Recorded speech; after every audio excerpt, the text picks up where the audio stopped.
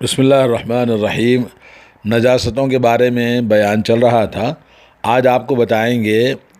کہ جب کوئی انسان نماز پڑھتا ہے تو کپڑے میں یا بدن میں یا زمین میں نجاست لگی ہوئی ہے اور حالت نماز میں اس کو یاد آ گیا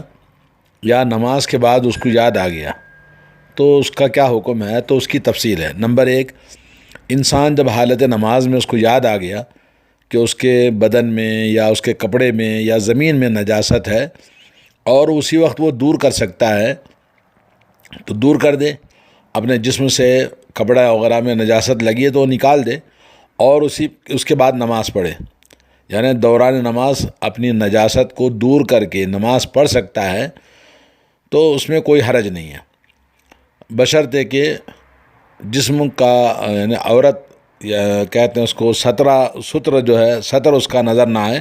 اور جسم نظر نہ آئے، جو ستر پوشی لازم ہے وہ حصہ نہ کھلے تو کوئی حرج نہیں ہے، دور کر سکتا ہے جسم سے اور اپنی نماز کو مکمل کرے اور ان کی نماز صحیح ہے نمبر 1۔ نمبر 2 یہ ہے کہ انسان حالت نماز میں اس نجاست کو یاد آ گیا لیکن اس کو دور نہیں کر سکتا، یعنی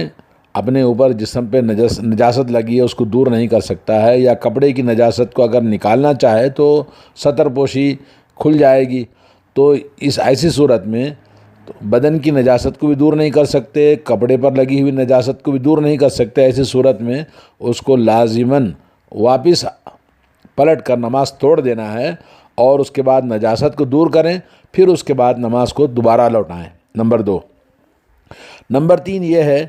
کہ نماز سے فراغت کے بعد یاد آیا کہ حالت نماز میں اس کے کپڑے میں نجاست تھی یا اس کے بدن پر نجاست تھی یا کہ زمین جہاں نماز اس نے پڑھی وہ نجاست تھی اس میں، تو ایسی صورت میں وہ کیا کرے، اس کی نماز جو پڑھ لیا تھا اس کو پتہ نہیں تھا تو اس کی نماز صحیح ہے،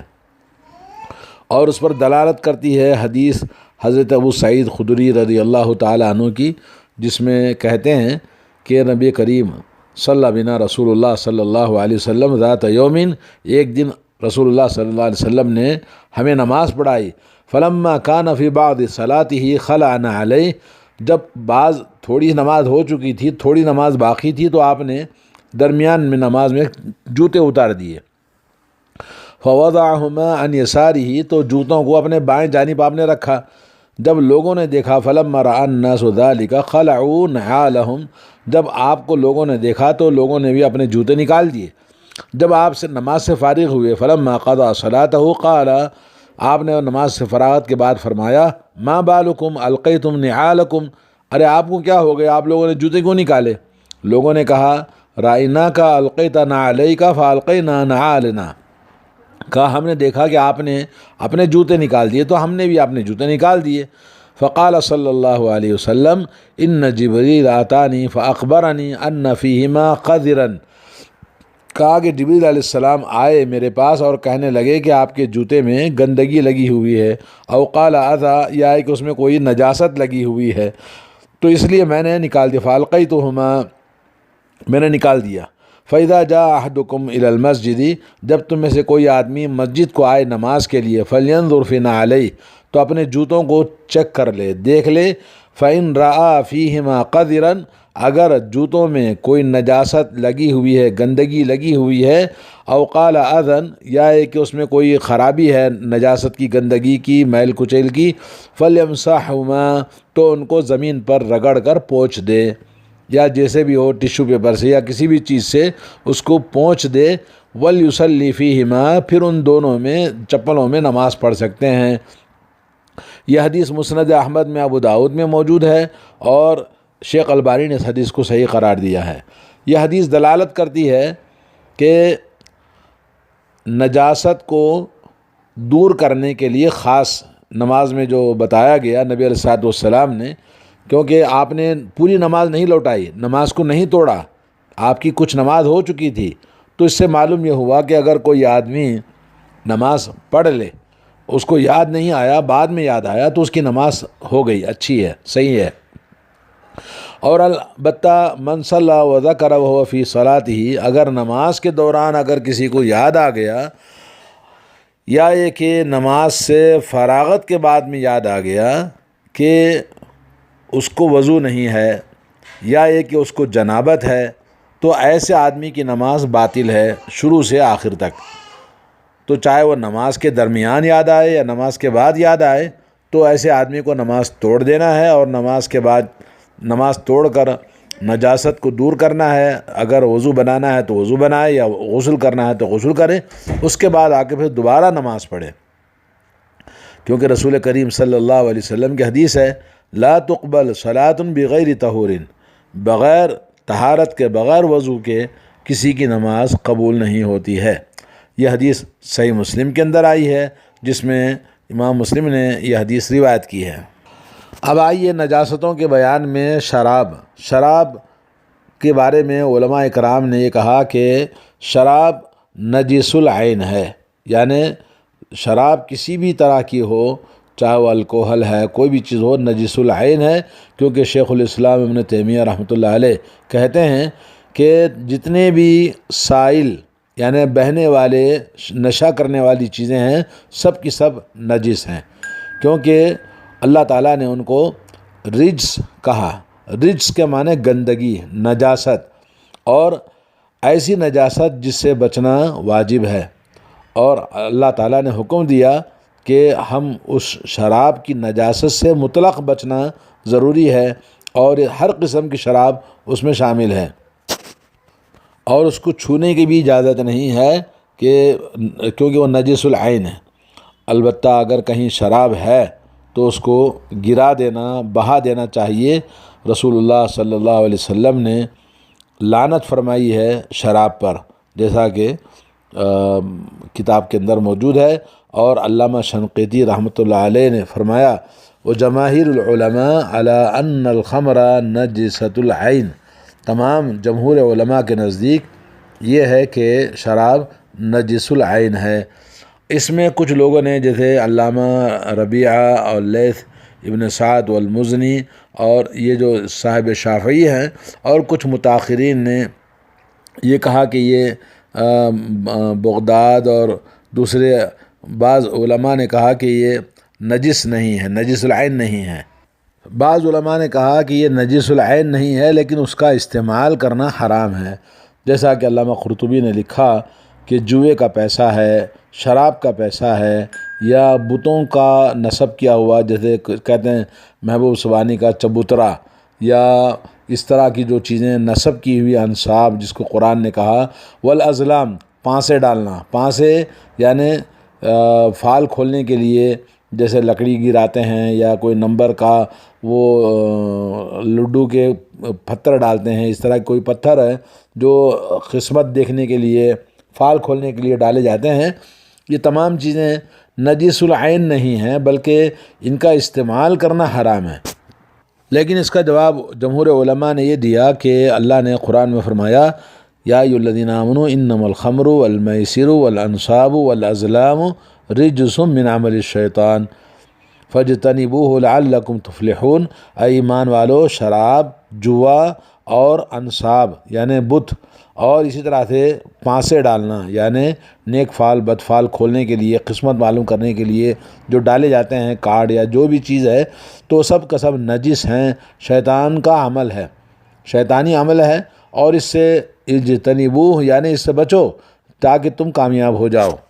اور جس کے بارے نجاست کے بارے میں اجماع کا ذکر کیا گیا ہے تو وہ نجس ہے، اور جس کے بارے میں کوئی نص نہ ہو اور کوئی اجماع نہ ہو تو پھر اس کی نجاست کو ہم لازماً کہہ سکتے ہیں یا نہیں کہہ سکتے ہیں، کیونکہ موجودہ دور میں جو نشہ کرنے والی چیز ہے، جو عام طور پر عموم بلوا یعنی لوگ عام طور پر سب اس میں مبتلا ہیں، اور جس کو خوشبو کے اندر استعمال کیا جاتا ہے، اور عام زبان میں اس کو کولونیا کہتے ہیں یا الکوہل کہتے ہیں، تو وہ نجس ہے اور اس میں نماز درست نہیں ہے، یہ بعض علماء نے کہا، اور اس کی تائید ہوتی ہے، اللہ تعالیٰ نے فرمایا فاجتنبوہ، اور اس سے بچو۔ تو اس سے بچنے کا مطلب یہ ہے کہ اس سے فائدہ اٹھانا اور اس کو حالت نماز میں استعمال کرنا جائز نہیں ہے۔ جی، اور یہ آیت دلالت کرتی ہے کسی بھی طرح سے کہ یہ فجتنبوہ ہو، کیونکہ وہ رجس ناپاک کہا ہے، تو واضح طور پر معلوم ہوا کہ وہ ایسے نشے کی چیزیں، الکوہل، جس میں الکوہل زیادہ مقدار میں پایا جاتا ہے، اور وہ چیز لگا کر نماز پڑھنا جائز نہیں ہے۔ اللہ تعالیٰ نے اس کو رجس کہا، ناپاک اور گندہ کہا، پھر اس کے ساتھ میں اللہ نے کہا اجتنبوہ، اس سے بچو۔ جب اللہ نے بچنے کا حکم دیا اور اس کی گندگی کو وضاحت کی ہے تو اس سے فائدہ اٹھانا حالت نماز میں جائز نہیں ہے۔ جیسے اللہ کے نبی صلی اللہ علیہ وسلم نے مردار جانور جس کا گوشت کھایا جاتا ہے، اگر وہ مر گیا تو اس کا کھانا تو حرام ہے، لیکن اللہ کے نبی نے فرمایا کہ اس کے چمڑے سے آپ فائدہ اٹھا سکتے ہیں اور اس کو آپ استعمال کر سکتے ہیں۔ تو اسی طرح سے شراب کے بارے میں نبی علیہ السلام نے جب حکم نازل فرمایا، حکم بتایا شراب کی حرمت کا، تو لوگوں نے اس کو بہا دیا، اس کو بدل کر یا کسی اور طریقے سے اس کو فائدہ اٹھانے کے لیے نہ آپ نے مشورہ دیا، نہ کسی نے یہ بات سوچی ہے۔ تو اس طرح ہمیں مسئلہ معلوم ہوا شراب کے بارے میں کہ شراب بالکل ہی حرام ہے۔ خلاصہ کلام یہ ہے کہ تمام چیزیں اصل میں طہارت ہوتی ہیں اور مباح ہوتی ہیں۔ کوئی بھی چیز اپنے طور پر گندی، ناپاک نہیں کہیں گے جب تک کہ ہمیں نجاست کا شک نہ ہو، اور پانی کے بارے میں ہو یا کپڑے کے بارے میں ہو یا زمین کے بارے میں ہو یا اس کے علاوہ کوئی بھی چیز، اصل میں وہ پاک ہوتی ہے، طہارت ہوتی ہے جب تک کہ اس کے اندر بو نہ آ جائے یا اس کے اندر کلر چینج نہ ہو جائے یا اس کی جگہ سے کوئی نجاست کا واضح طور پر پتہ چل جائے، تب اس کو ہم نجس کہیں گے۔ اور جب طہارت کا یقین ہو تو اس میں شک نہیں کرنا چاہیے، اور جو طہارت کا شک ہے وہ یقین کی وجہ، طہارت یقینی طور پر اگر معلوم ہو تو شک کی وجہ سے یقین زائل نہیں ہوتا ہے۔ تو اس لیے جب ہمیں طہارت کا یقین ہو تو شک کوئی فائدہ نہیں دیتا ہے، اور اگر نجاست کا یقین ہو جائے اور طہارت کے بارے میں شک ہو تو ظاہر بات ہے جس پر یقین ہوگا وہی چیز قابل اعتبار ہوگی، اور جو انسان ناپاکی کا یا بے وضو ہونے کا اگر کسی کو یقین ہے تو جا کے وضو بنائے، اگر شک ہے تو شک کی بنا سے یقین کو توڑا نہیں جا سکتا۔ جی ہاں، جیسے نماز میں کتنے رکعت ہم نے پڑھا ہے شک ہے، یا طواف کے دوران کتنے طواف ہم نے کیا ہے شک ہے، تو اس طرح سے کوئی آدمی طلاق دینے میں کہتا جی پتہ نہیں میں نے 2 دیے 3 دیے، شک ہے، تو اس میں کس پر یقین کیا جائے گا؟ جو تعداد ہے اس میں جو کم تعداد ہے وہ یقینی ہوتی ہے، تو یقینی چیز جو ہوتی ہے اس پر عمل کیا جائے گا، جو زیادہ تعداد میں شک ہے اس کو چھوڑ دیا جائے گا۔ میں نے 4 رکعت پڑھی کہ 3 رکعت پڑھی ہے تو 3 رکعت پہ یقین کیا جائے گا۔ تو یہ قاعدہ بہت ہی بڑا عظیم دین کے اندر موجود ہے، اور ہر چیز میں یہی چیز ہم سوچ کر فیصلہ کرتے ہیں۔ رسول اللہ صلی اللہ علیہ وسلم نے اس آدمی کے لیے جو نبی علیہ السلام کے سامنے ذکر کیا کہ وہ نماز میں شک کرتا ہے کہ کہیں اس سے ہوا خارج ہوئی ہے، تو شک کرنے والے آدمی کو آپ نے فرمایا لا ينصرف حتى يسمع صوتا او يجد ريحا، جب تک آپ کو شک ہو تو آپ مسجد سے نہ جائیں یہاں تک کہ آپ ہوا خارج ہونے کی آواز سن لیں، یا یہ کہ بدبو آپ کو محسوس ہو جائے۔ اور یہ حدیث کہ جس میں آدمی آواز سنے یا ہوا خارج ہونے کی بدبو آئے تب مسجد سے نکلے، شک کی بنا پر نہیں، یقین پر آدمی کو یقین کرنا چاہیے، اسی پہ حکم ہوگا، اور یہ حدیث متفق علیہ ہے۔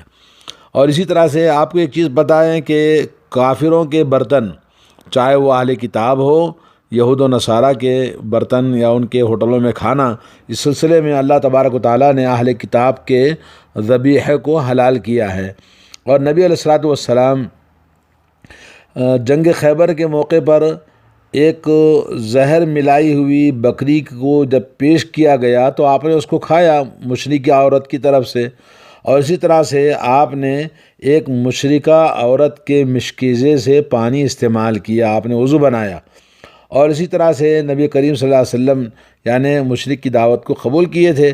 تو یہ اس حدیث کے اندر جس میں حضرت ابو ثعلبہ الخشنی رضی اللہ تعالیٰ عنہ کی حدیث ہے صحیح بخاری مسلم میں، کہ جس میں نبی علیہ الصلوۃ والسلام نے فرمایا لا تاکلوا فیہا الا اللہ تجدوا غیرہا فاغسلوہا وکلوا فیہا، جس میں آپ نے حکم دیا تھا کہ آپ غیر مسلم کا یہ اہل کتاب کے برتنوں کو استعمال نہ کرو الا یہ کہ اس کے علاوہ کوئی دوسرا برتن آپ کو نہ ملے، تو ایسی صورت میں اس کو اس کو اچھی طرح سے دھو لو اور اس میں کھا سکتے ہو۔ تو شیخ بن باز رحمۃ اللہ علیہ نے کہا کہ یہ استحباب یعنی مستحب ہے کہ آپ برتن دھو لیں، ورنہ بظاہر اگر ہمیں پاک نظر آتے ہیں، پاکیزہ چیز ہے، تو اس میں کھانے میں کوئی حرج نہیں ہے۔ جیسے کافروں کے، غیر مسلموں کے ہوٹل ہیں یا ان کے ہاں کوئی دعوت ہے، اگر بظاہر کوئی پوجا پاٹ نہیں ہے، کوئی دینی وہ چیز نہیں ہے، یا یہ کہ نجاست شراب وغیرہ اس کے اندر ملوث نہیں ہے، تو ایسی صورت میں بظاہر صاف ستھرا پاک ہونے کی وجہ سے، جس میں شراب نہیں ہے، خنزیر کا گوشت نہیں ہے، تو ایسے برتنوں میں بھی ہم کھا سکتے ہیں اور اس کو دعوت میں بھی شریک ہو سکتے ہیں۔